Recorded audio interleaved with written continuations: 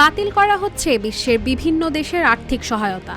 জানা গেছে, নির্বাচন এবং রাজনৈতিক প্রক্রিয়া শক্তিশালীকরণের জন্য নেওয়া হয়েছে এই সিদ্ধান্ত। বাংলাদেশ ও ভারত সহ পৃথিবীর অনেক দেশে বড় ধরনের সহায়তা অর্থায়ন বাতিল করেছে যুক্তরাষ্ট্র। এর মধ্যে রাজনৈতিক স্থিতিশীলতার জন্য বাংলাদেশে মার্কিন ডলারের কর্মসূচিও করা হয়েছে বাতিল।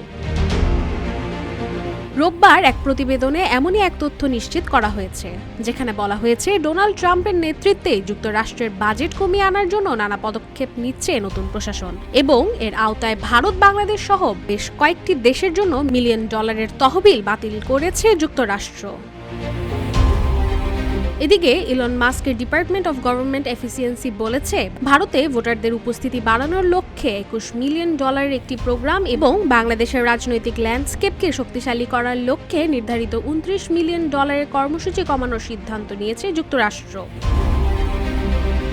আন্তর্জাতিক সাহায্যে বৃহত্তর কাটছাঁটের অংশ হিসেবে যুক্তরাষ্ট্রের পক্ষ থেকে নেওয়া হয়েছে এই সিদ্ধান্ত, যেখানে বাংলাদেশের রাজনৈতিক স্থিতিশীলতা ও ভারতের নির্বাচনী প্রক্রিয়া উন্নতির লক্ষ্যে নেওয়া মূল উদ্যোগগুলোকে প্রভাবিত করবে।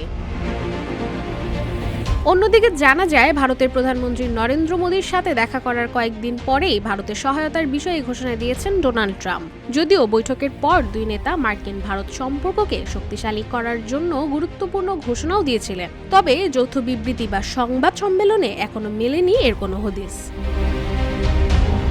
রাশিকা হোসেন, রূপালী বাংলাদেশ।